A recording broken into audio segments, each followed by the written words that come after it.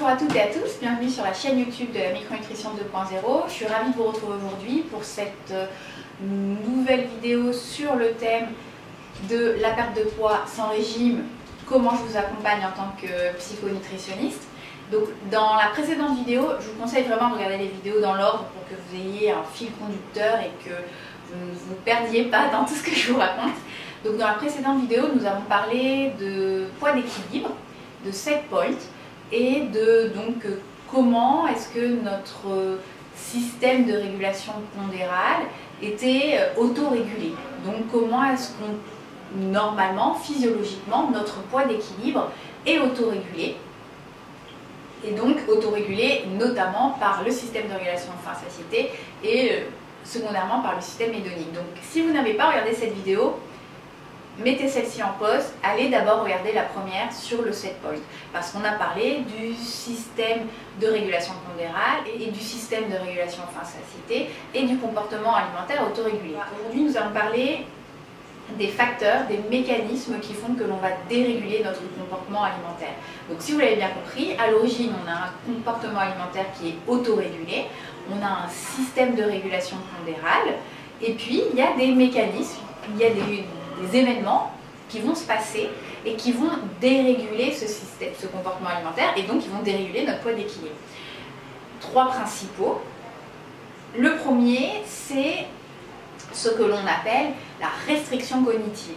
Donc c'est la majorité des patients, c'est la majorité d'entre vous, c'est-à-dire je décide à un moment donné de prendre le contrôle de mon comportement alimentaire pour pouvoir atteindre un poids désiré. Et je vous l'ai expliqué dans la précédente vidéo, le poids désiré n'est pas le poids d'équilibre. Et souvent, du fait de la pression sociale, du culte de la minceur, on a tendance à vouloir atteindre un poids qui est en dessous de notre poids d'équilibre.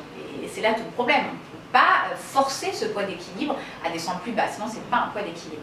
Donc, on va se mettre à faire un régime, et un régime, quel qu'il soit hypocalorique, weight watchers, hypoglycémique, qu'il soit low carbs, donc qu'il soit avec des évictions, crudivore, frugivore, vegan, végétalien, peu importe, chrononutrition du docteur de labo, enfin je pourrais vous en citer hyperprotéiné, des tonnes et des tonnes de régimes.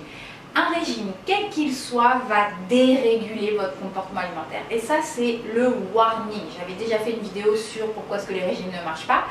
Parce que les régimes, c'est prendre le contrôle de votre comportement alimentaire, c'est déréguler votre... C'est une des premières raisons de la dérégulation de votre comportement alimentaire.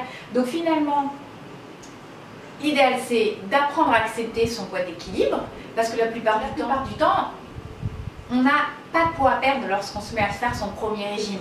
On est à son poids d'équilibre, mais parce qu'on a une honte corporelle, parce qu'il y a la pression de la société, on veut forcer ce poids d'équilibre à descendre plus bas. Et c'est là que on rentre dans un cercle vicieux, et c'est là que les régimes s'enchaînent, l'effet yo-yo joue tout son rôle. Donc à la base, le régime, quel qu'il soit, le régime alimentaire où vous allez prendre le contrôle de votre comportement alimentaire, va déréguler votre comportement alimentaire. Et on parle de restriction cognitive. À ne pas confondre avec restructuration cognitive. Ça n'a rien à voir. La restriction cognitive, c'est donc les cognitions, les pensées. Donc ma tête va prendre mes pensées vont prendre le contrôle de mon comportement alimentaire. Donc c'est plus mon système de régulation faim-satiété qui va me signaler quand est-ce que je dois manger et quand est-ce que je dois m'arrêter de manger. C'est ma tête qui va tout décider. C'est ma tête qui va décider que je ne dois pas sauter le petit déjeuner parce que c'est le repas le plus important. C'est ma tête qui va décider que comme j'ai trop mangé, il faut que je jeûne pendant 2 jours. C'est ma tête qui va décider que je n'ai pas le droit de manger de pâtes parce que ça fait grossir. C'est ma tête qui va décider qu'il faut que je mange beaucoup d'haricots verts parce que ça aide à maigrir et que je n'aurai pas faim. C'est ma tête qui va décider qu'il faut que je mange à heure régulière. C'est toutes ces croyances alimentaires, tous ces diktats mentaux qui vous ont été inculqués par la société, parfois malheureusement par des professionnels de santé, par votre voisine, par votre coiffeuse, qui vont faire que vous allez mettre en place plein de règles alimentaires, plein de pensées qui vont finalement être très rigides et qui vont vous dicter la manière dont vous devez vous alimenter ou non. Et ça, c'est vraiment le premier grain de sable qui va enrayer la machine d'un comportement alimentaire autorégulé. Si en faisant l'analyse fonctionnelle, moi je je mets en avant cette restriction cognitive chez vous, qu'est-ce que je vais faire? Je vais utiliser ce qu'on appelle des techniques de thérapie cognitive et comportementale pour vous aider à repérer cette restriction cognitive, repérer toutes ces pensées que vous avez, toutes ces croyances que vous avez et permettre d'assouplir toutes ces pensées très rigides, permettre de remettre en question toutes ces croyances.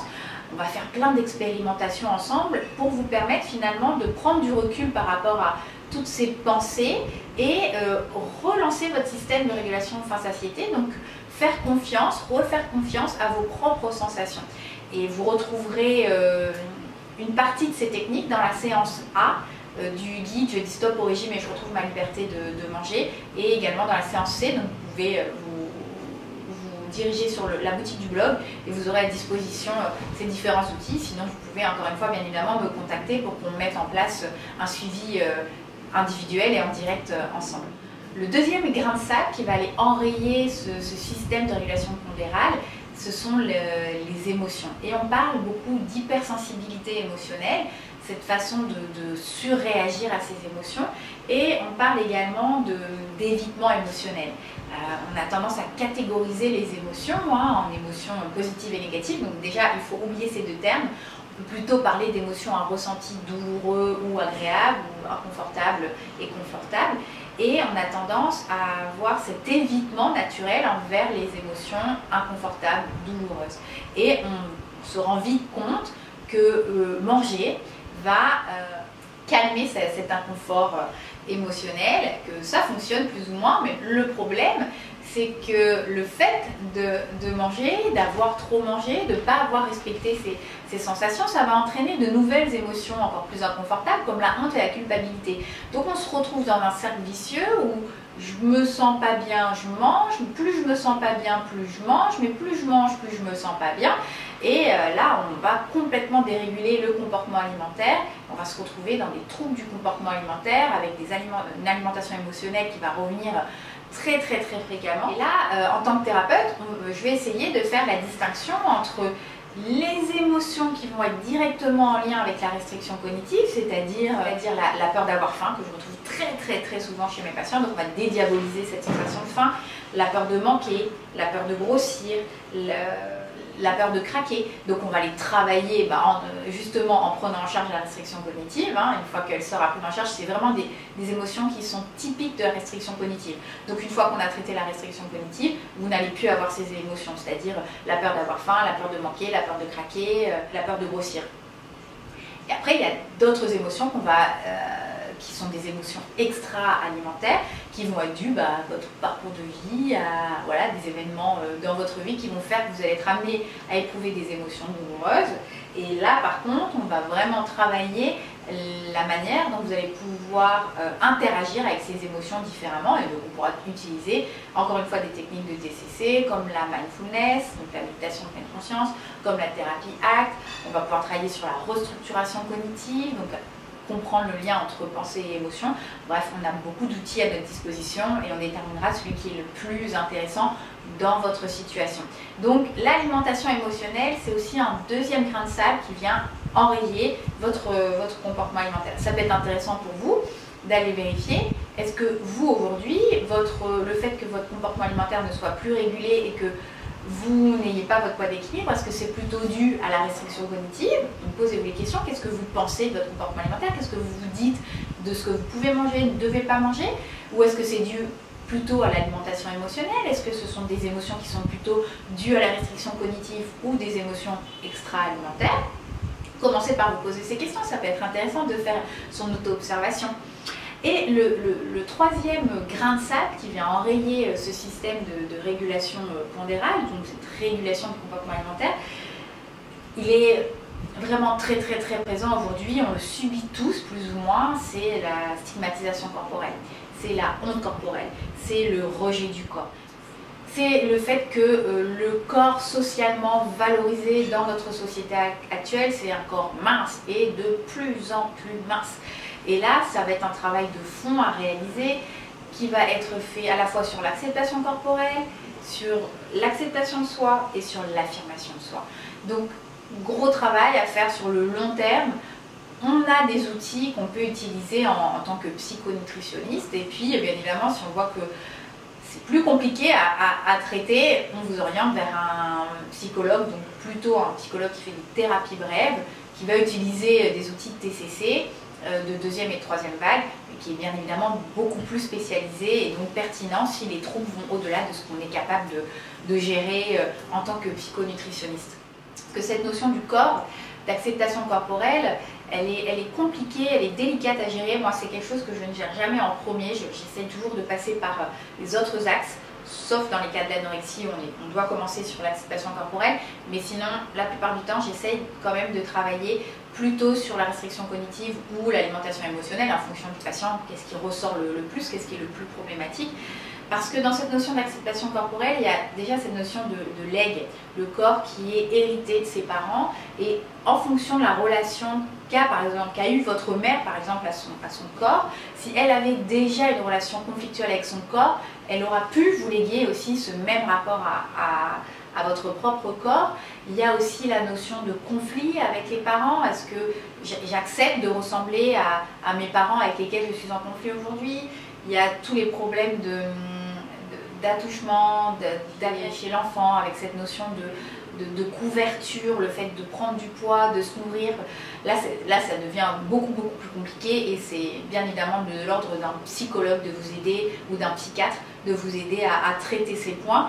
Nous, encore une fois, en tant que psychonutritionniste, on va aborder cette notion de rejet corporel, d'acceptation corporelle de manière beaucoup plus légère, je dirais, et avec des outils qu'on maîtrise bien évidemment et qui vont nous aider à commencer à aborder ce thème. Et si on voit qu'il y a vraiment une problématique beaucoup plus profonde, bien évidemment, un psychonutritionniste vous orientera vers un psychologue ou vers un psychiatre. Je vous déconseille de faire une psychanalyse. C'est vous embarquer dans des dizaines d'années d'analyse, dépenser des milliers d'euros pour tourner un petit peu en rond. Je vous conseille vraiment de vous orienter vers un psychologue ou un psychiatre qui pratique les thérapies cognitives et comportementales. Donc voilà, je vous ai parlé un petit peu des 3 axes de prise en charge, des 3 facteurs qui pourraient faire que votre comportement alimentaire aujourd'hui est dysrégulé, n'est plus autorégulé, et que du coup vous ne pouvez plus atteindre votre poids d'équilibre. Donc ça peut être intéressant pour vous là de tout de suite après cette vidéo de vous poser la question aujourd'hui, pourquoi est-ce que j'ai des problèmes de poids aujourd'hui? Est-ce que c'est à cause de la restriction cognitive? Est-ce que c'est parce que j'ai trop fait de régime? Est-ce que c'est parce que je veux atteindre un poids qui est plus bas que mon poids d'équilibre? Est-ce que c'est parce que j'ai trop d'émotions que j'arrive pas à gérer? Est-ce que c'est parce que j'accepte pas mon corps? Parfois il y a les 3, hein, il y a souvent les 3 d'ailleurs. C'est quand même intéressant, c'est le point de départ, c'est un petit peu de faire cette analyse fonctionnelle, cette auto-analyse pour essayer de comprendre qu'est-ce qui chez vous fait aujourd'hui que vous avez un comportement alimentaire qui est dérégulé et que vous n'avez pas un comportement alimentaire, en tout cas un rapport à l'alimentation qui est sain, qui est serein.